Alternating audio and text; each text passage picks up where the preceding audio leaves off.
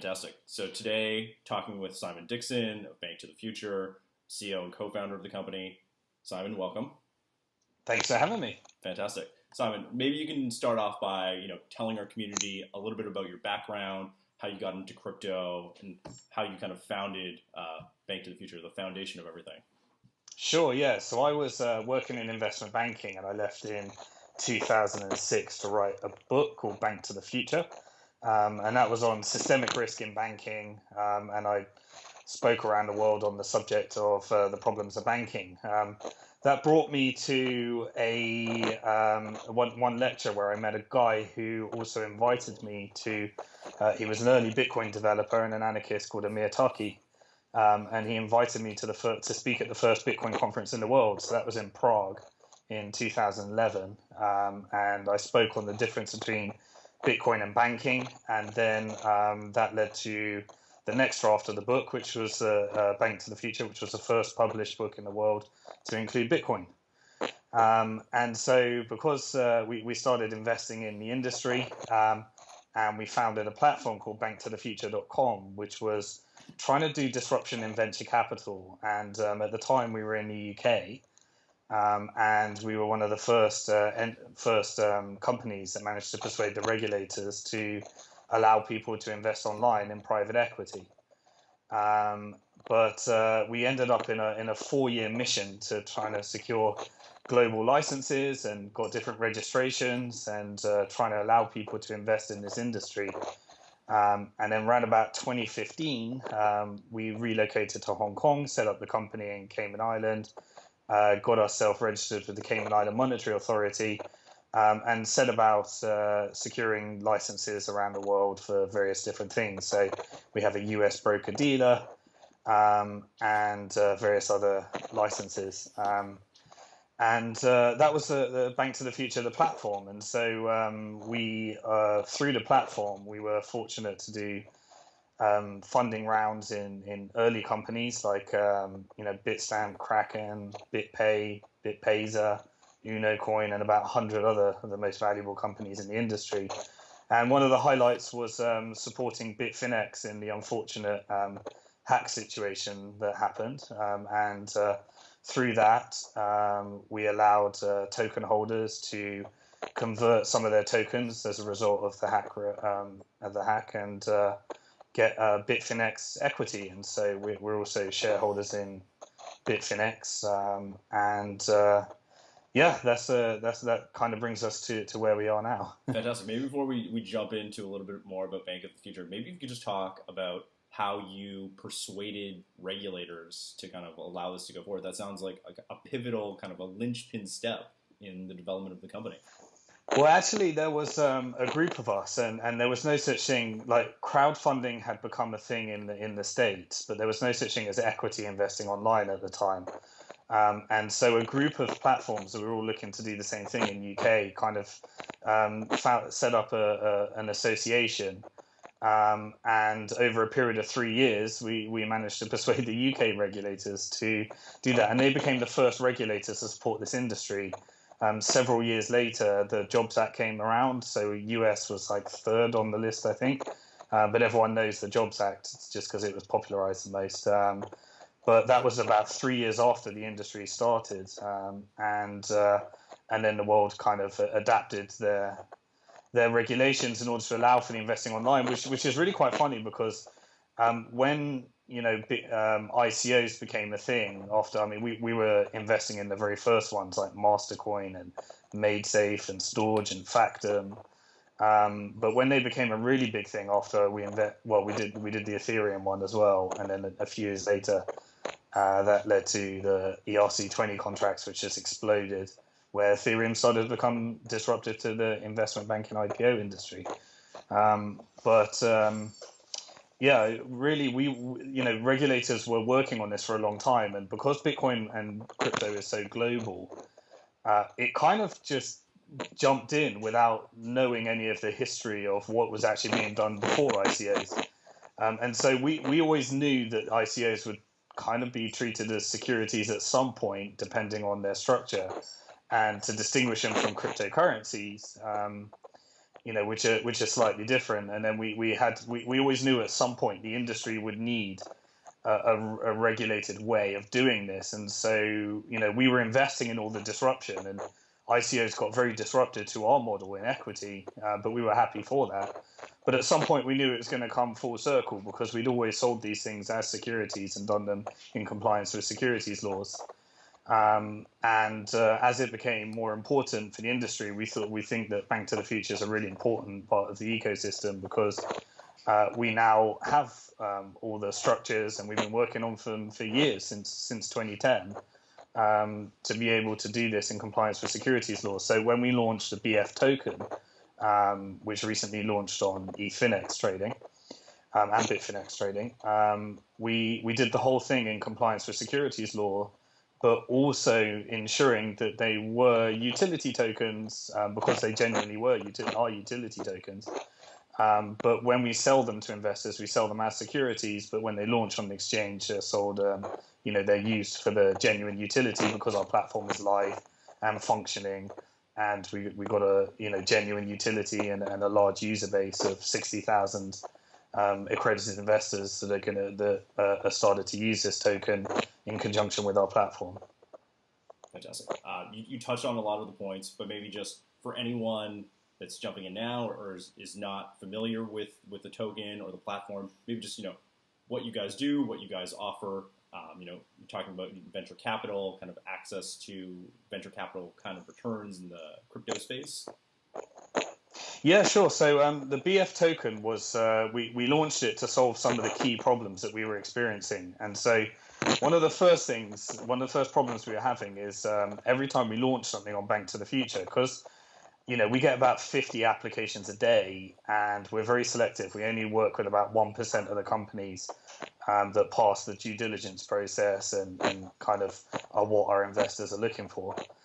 What we essentially, every time we launch something, it sells out very quickly. So we wanted to create a membership token whereby those that have the BF token can deposit them and stake them on the BnkToTheFuture.com platform, and those people get priority access to the deals.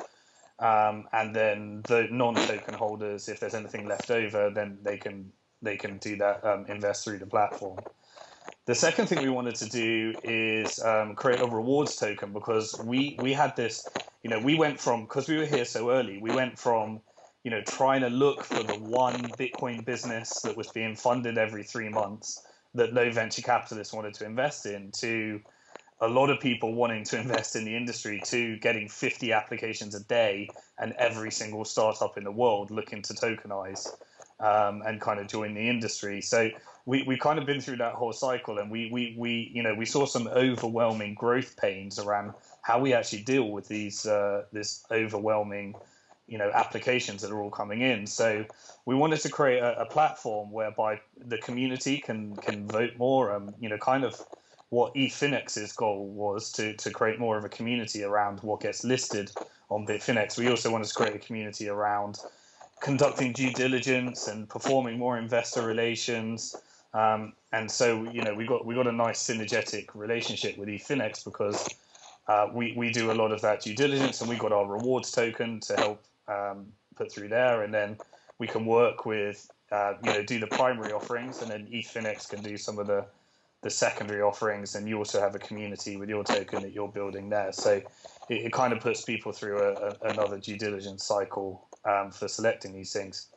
And then finally, our goal for the end of 2018 is we want to launch a tokenized securities exchange.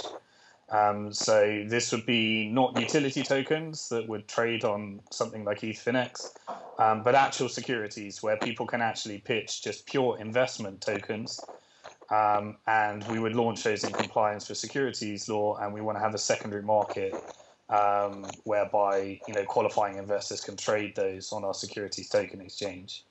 And so the token is going to be used in order to get discounted trading fees, and when we launch at market later this year. But that's a longer term goal, but we're very advanced along the stages of doing that for the end of this year. So in summary, there's 3 uses. It's a membership token, right, which is a live user case. If anyone purchases 10,000 BFT tokens right now. They can deposit them on their BnkToTheFuture.com account and get priority access to deals. Secondly, we want to launch more of a due diligence process, involve the community more and reward them with tokens for helping us and supporting us in finding the deals to be listed. And then finally, a payment method so they can use it to get discounted fees when we launch our securities token market. So those were the big three problems that we were trying to solve, and the BF token was the perfect way for us to do that. So do you guys acquire ever any equity stake in an underlying company, or is it always a token that a decentralized company or some kind of firm has created? Yeah, so we can do both. We can do utility tokens, we can do security tokens, we can do profit shares, we can do equity. And 90% of our deals to date have been equity. So in the example of Ethfinex, that was an equity deal, and many of our others. But nowadays, it's very hard. It's a very rare thing to get equity in a company, especially in our industry, because a lot of the companies has become so profitable that they're not selling equity anymore. They don't need it. They're looking to build communities, and tokens are very good at building communities. And also, because there's no liquidity, investors are more reluctant to invest in the equity because they have to wait for an IPO or a trade sale, and that can often take up to 5 to 10 years if it happens at all. So our goal is to take that equity, tokenize it, make it liquid, so that you can get the best of an ICO, a token sale, with the best of some of the rights of shareholders and securities protections and laws. To what extent do you feel like the venture capital community has been receptive to what you're doing? To what extent do you feel like you are disrupting the venture capital industry? Are you doing something that's parallel to the venture capital industry? Because you're still acquiring in a lot of cases equity stake in underlying companies. So just your thoughts on how what you're doing is affecting venture capital as a whole. The answer is all of the above. So, companies still go to venture capitalists and try and get funding. And we've co-invested with many of the top venture capitalists in the world. So, many of the top venture capitalists have invested in deals, and we've co-syndicated them on Bank to the Future, which is useful because they go through their own due diligence process, and we can stick our due diligence on top of that. And they can set the price and do some of the more sophisticated stuff, and we can co-invest at the same price. But when ICOs became a thing, that became very disruptive to venture capital, particularly in 2017, where a lot of now venture capitalists, originally when they started looking at this industry, they kind of laughed at it. But then tokens started to actually get really disruptive towards them. So we recently did a syndicate for the Telegram deal. Now, the Telegram deal is really interesting because that was a lot of traditional money that invested in the crypto space. And what tends to happen once dollars get converted into crypto through an ICO, they tend not to leave. It's a quite sticky industry. So when companies like Telegram, rather than doing an IPO, rather than going to venture capitalists, rather than going to an investment bank, they can raise $1.7 billion through a token. And that all came in US dollars that were then converted to crypto. That is supporting the adoption of the crypto industry. That is disruptive to the investment banking model, and it's very disruptive to Silicon Valley. So Silicon Valley are now, really getting on board. And the first wave of token sales were really quite unethical and dodgy, where the VCs were commanding huge discounts and bonuses in exchange for a riskless trade where they could dump them on retail. And then obviously the SEC started looking into that and clamping down. But now, the venture investors in this industry, we've created our own wave of venture investors, and that is, people that really understand the Bitcoin industry. They got extremely wealthy. It's following Silicon Valley, very similar, where, Silicon Valley was created because a few companies got very wealthy through technology, and then they created their own funds and reinvested it in the industry, and mates all looked after each other, and they all co-invested. And when you get a syndicate of really good VCs investing into a company, you tend to be able to drive the market and make it a success if they're a good team. Well, the same's happening in crypto right now. Because so many people got wealthy from Bitcoin, and then got wealthy from Ethereum, and then got wealthy from ICOs during the boom and some would call a bubble in 2017, you created a next generation, a next wave of accredited investors. And those accredited investors are very wealthy and they hold their assets in crypto and they want to take that around. So you're seeing lots and lots of funds being set up, lots and lots of, but now the industry moves so fast that it just doesn't wait for venture capitalists anymore. If venture capitalists are not moving at the pace that the company wants them to move at, then they're just launching the token and they're just raising it from the community, or they're raising it from this new breed of crypto venture capitalists. And so really the traditional VC industry has to adjust to this, because it's not that they're disappearing, it's that they either adjust to it or they, because there's a lot of competition. Large sums of money can now be raised without venture capitalists. And that increases competition, and that really changes the dynamics of the market. And there's lots of problems with tokens, but there's also some really good things that are coming from that. This isn't a one-way thing. There's lots of scams, there's lots of problems, there's scandals, there's people taking advantage of that situation. But at the same time, some of the things that would never have got funded, like Ethereum is an example, that did not have a business model. No venture capitalist in the world would invest in Ethereum. But it turned out to be Google-like returns and one of the highest returning investments that you could ever have made.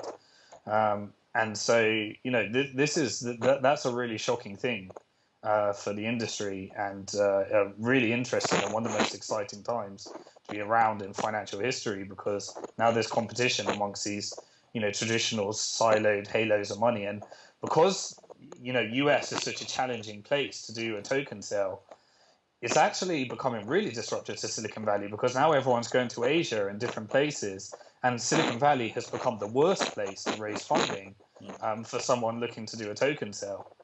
And so really it's an exodus away from Silicon Valley and away from Wall Street, and Bitcoin is creating disruption in the dollar as a reserve currency, as now, assets are becoming tokenized, and now things are being traded against Bitcoin and Ethereum, and that used to be dollars. The reason the dollar got so dominant is because it was backed by, it was pricing gold and pricing oil, and it had Wall Street and it had Silicon Valley. Well, now there's Bitcoin and Ethereum, and assets are being traded as tokens, and there's disruption in Silicon Valley and Wall Street. So really, this is the opportunity here is not for Silicon Valley, in my opinion. This is David beats Goliath. This is the smaller jurisdictions, the smaller and new breed of people looking to do disruption amongst the people that have got the most to lose, which is the dollar, the Silicon Valley, and Wall Street. Very interesting. Segueing from that, are there types of tokens that you're more naturally predisposed to investing in based on your background or based on, the team that you have? And the kind of flip side of that is, can any startup potentially launch a token? Is every potential startup tokenizable? Probably not, but that's where securities tokens come in, because when there is no utility model, when the utility model just doesn't make sense at all, and let's face it, we've shoehorned a lot of things into trying to have utility, as the liquidity just increase in this industry. And that's where securities tokens come in, because now you can just pitch an investment straight up, and BnkToTheFuture can allow you to do that in compliance with securities laws. And we've been working on the different global securities laws since 2010. We've kind of got a bit of a hybrid between traditional regulations and compliance versus someone that was involved in the Bitcoin industry since 2011 and understands what it means to be a Bitcoiner. And then at the same time, you've got these decentralized models. So we're really interested in investing in the decentralized disruption that could potentially disrupt us. We have no challenge with that. But in the meantime, securities are not about to be done in a decentralized way, because regulators have used decades and decades of trying to eliminate all bearer assets.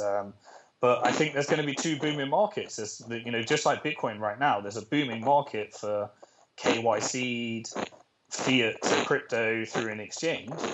And there's also a booming market for hardware wallet to hardware wallet via a decentralized exchange with privacy enhancing features. And both of those are booming.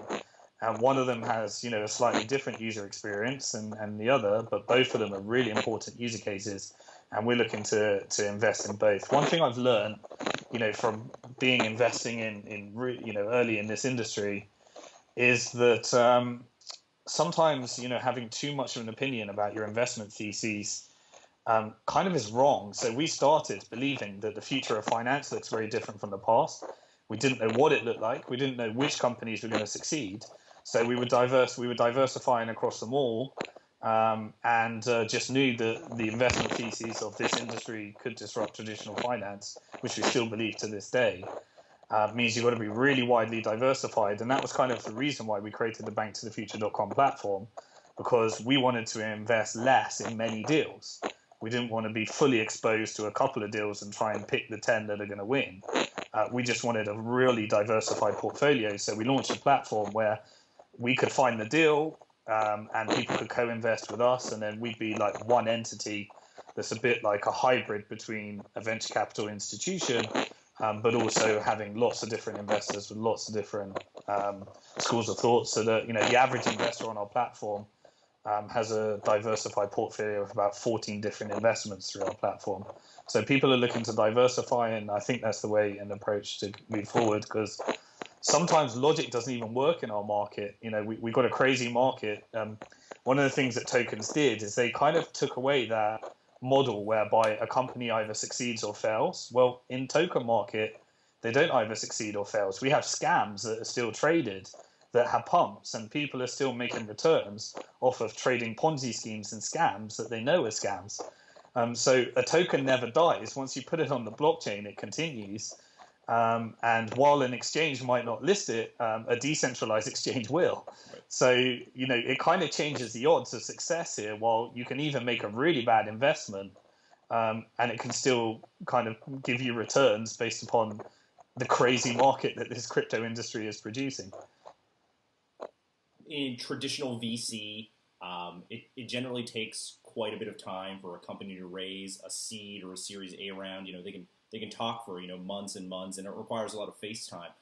How, I guess, on your end, is that changing? I'm imagining deals are global, so you're not necessarily meeting teams all the time. Are they, applying? In terms of deal flow, how is that kind of being managed? Yeah, so the difference is the numbers are bigger. Traditionally you just had Silicon Valley and a few pockets of venture capitalists around the world, and if you weren't in the clique, you weren't in. Right. You could have had a good technology, and there is a reason for that, because raising funding is, large sums of funding is meant to be hard. The traditional model was you raise a little bit of money with a seed round. You prove what you can do, you raise with a Series A, you raise more, you prove what you can do with $1 million, then you prove what you can do with $10 million, then you prove what you can do with $100 million, then you go to an IPO. That is a good model, but unfortunately, or fortunately, tokens have kind of taken that model and allowed people to raise vast sums of money up front, which causes very, unfundable people are still getting lots of amount of money. And you've got to be wary of those, and you've got to be, really challenging with those. But then at the same time, things that never would have got funded, like Ethereum, gets funded. So, it's when people ask me, are ICOs a scam? Are ICOs, changing the world? Are ICOs disruptive in Wall Street? The answer is all of the above. Right. ICOs are a complete scam sometimes. Right. They're disruptive to Wall Street. They're a new business model that would never have got funded. But the one thing, the common goal here and the common thing is changing finance forever. You can't uninvent this. It's not going back. You can put securities laws on it. You can go decentralized, but the community will figure out what this is going to look like in the end, and you will have both. Right. Well, so I guess that's my question is, what's the secret sauce? How do you, I guess, figure out what the line is between fundable and unfundable? If in traditional VC, if everyone's in Silicon Valley, it's, you went to Stanford or you were in Y Combinator, or you part of the same club, so you checked off all these boxes. You did CS. How do you in this space kind of figure out what the boxes should be? And you're saying you continually need to rethink what your investment thesis is.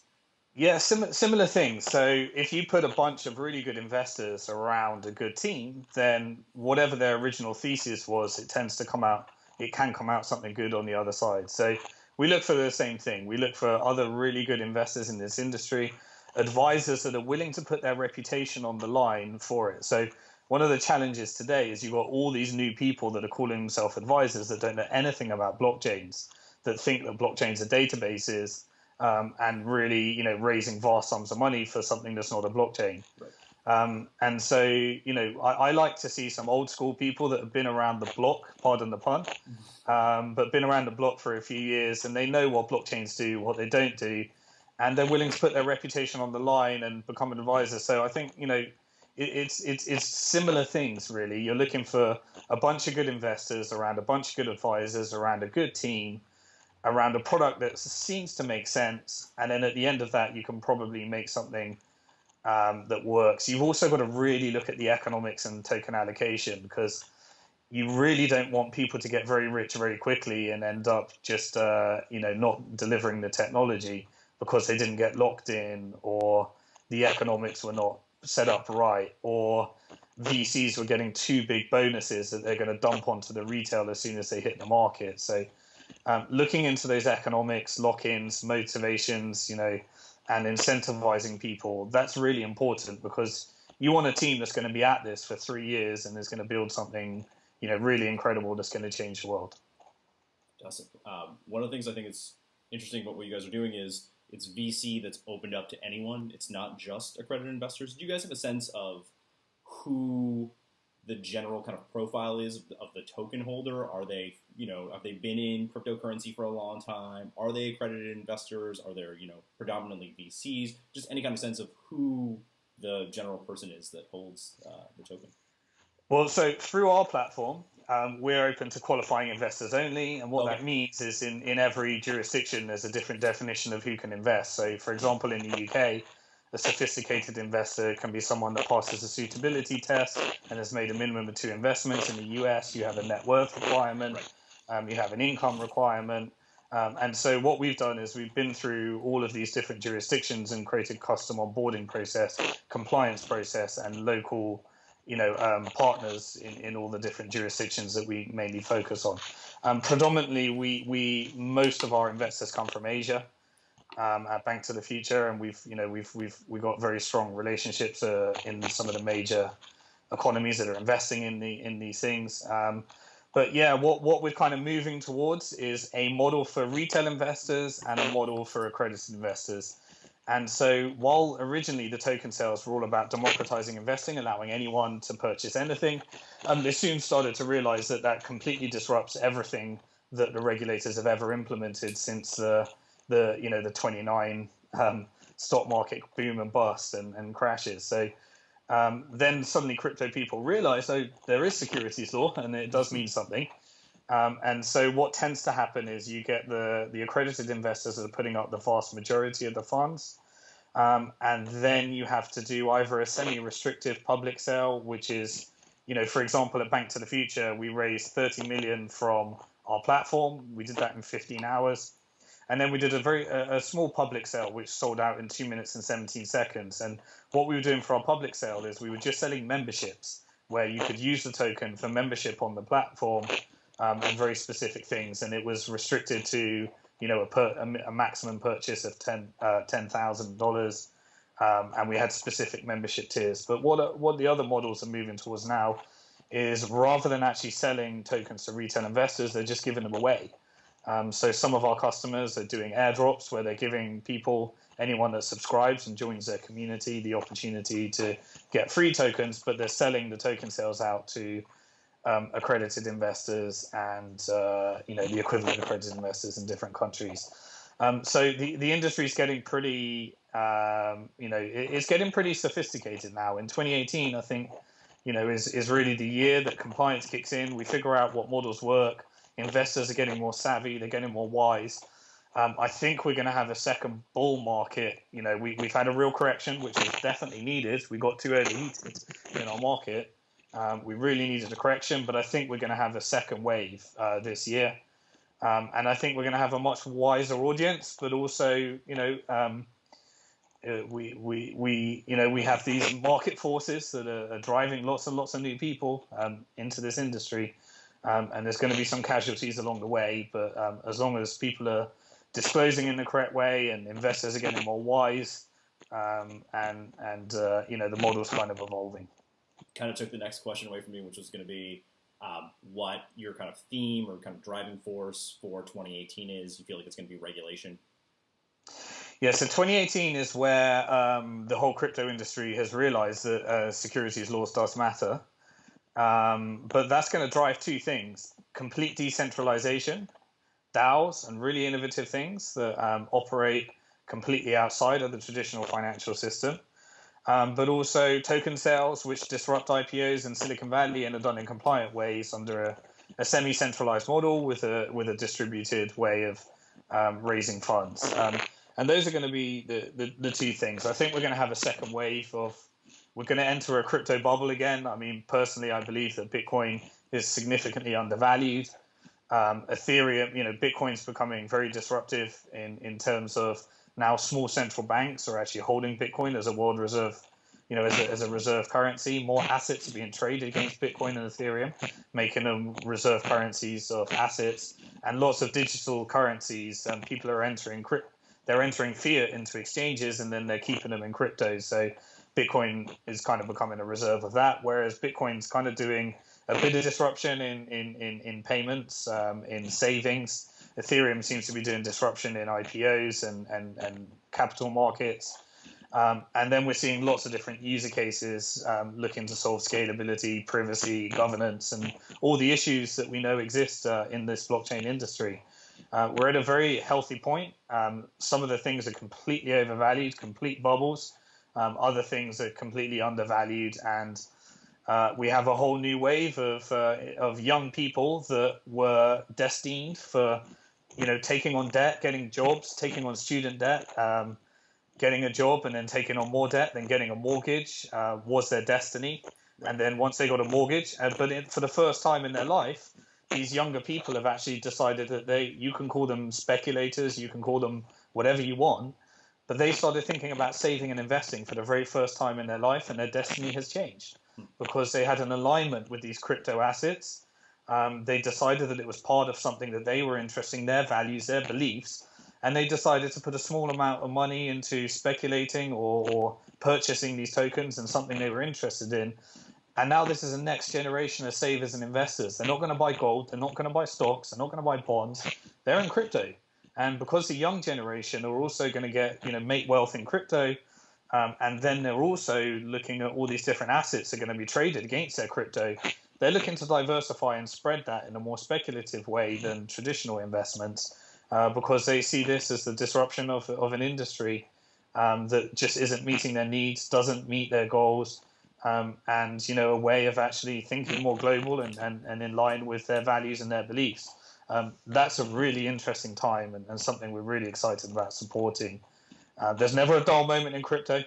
There's always, there's lots of things, there's lots of pains, there's lots of scams, there's lots of problems, but there's also lots of excitement, lots of game-changing things, and things are going to change the world forever. And that's what we're interested in supporting. Sometimes we get it wrong, but the interesting thing is when we get things wrong, just like Bitfinex, when they experienced a hack, they got it wrong, and we used financial engineering in order to recover the market in a much faster way that worked out a lot better for the people that lost money as a result of that hack.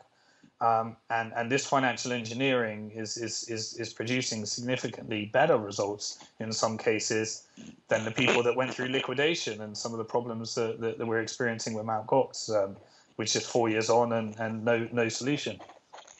Fantastic. Maybe turning just beyond 2018, just into the future. You mentioned the traditional model for a venture-backed company is you raise a little bit of money, you raise a little bit more money, and then you have some kind of liquidity event, whether that's an IPO or that's M&A. I'm just curious how you see, this is probably still into the future, what M&A might look like in the crypto space, what a liquidity event might look like in the future for a crypto project. Well, actually, the equity in the company is still being subject to M&A. So we're getting at Bank to the Future. We've got we've got about 5 companies that have turned out to be unicorns, and all of our portfolio is getting offers from traditional finance to buy them out. We've got a lot of M&A activity happening in our industry, and a lot of things being negotiated right now, and the industry is very interesting. But what is really interesting is their valuations are being bumped by having these tokens and these token economies that work in parallel, where and it creates a really interesting thing. So people are leveraging their token in order to have different valuations and also different payment methods where you can build an economy around your token. And that can be used as a leverage tool for negotiating an M&A deal, and increasing the value of your company, and in return your token as well. So we're really looking at doing a lot of that. It's a really interesting thing to be able to have that tool available to you. But I think, if you look at something like Telegram's just a great example. Facebook went through the traditional model. And in the end, they have to create a monetizable business model that generates revenues. And so you have this thing where people just hate Facebook now because they had to sell their clients' data in order to create an advertising model. Well, what I think is going to be really interesting is seeing what happens to Telegram now. So Telegram have got these tokens. They don't need a business model. They just need to generate value, whereby the value of the tokens creates some kind of economy whereby the more people use the technology, the more the value of the tokens increase, and therefore it creates a self-perpetuating system where they never actually need to do the thing of selling their customers' data, doing the advertising, and kind of doing an Ethereum, which is something that had no business model, but it created utility. And the people that were involved in Ethereum early on were the ones that got rewarded the most, as long as they kept their tokens. And the same can happen with Telegram. Now $1.7 billion has been raised without an investment bank. I think you're going to see lots and lots of more companies following a similar model where they can just focus on building technology, building community, and build the best technology that their consumers can have without trying to shoehorn it into a business model in order to get the returns for the venture investors. That's a really, really interesting scenario, and something that I hope, will make this a lot of this technology work better, as this moves forward. That is really fascinating, especially valuations being kind of more elevated for companies that have tokens as part of it when they're kind of negotiating for M&A. That's very fascinating. On a lighthearted note, I didn't realize that the name of the company derived from it was a reference to Back to the Future. I was watching the video, and how did you guys go about getting the car, the Back to the Future car? Oh right, so yeah, the original version, like some of the original funding rounds that we did, I hired out a DeLorean, and I actually found like an exact replica to the point where the serial number on the engine was identical to the one that used in the actual film. So that was a really fun experience. But the brand came because the book that I originally wrote before the company BnkToTheFuture.com, it was actually it was fiction and real, where we actually, like in the film where you have the sports almanac and you went back to the past and you gave it to yourself and then you made some bets that changed your future. We did the same in Bank to the Future. We actually took the banking almanac and we went to all the real historical moments in financial crisis history, and we changed it. We added a bit of blockchain. We did a few things, and we looked back to the future to find out what the actual change was, until we had a sustainable financial future and some forecasts of what that looks like with fintech companies. And then what we realized after I wrote the book, we actually wanted to create a bank originally. And in 2010, we wanted to create based around the model that we believe was sustainable. But then Bitcoin came along and created this monetary policy that allows you to own your own money, spend your own money, and is based upon savings rather than debt. And that really changed the game. So we didn't know what we were going to invest in, so we wanted to invest in everything. So we created BnkToTheFuture.com, whereby we could diversify widely. We knew the future of finance looks different from the past.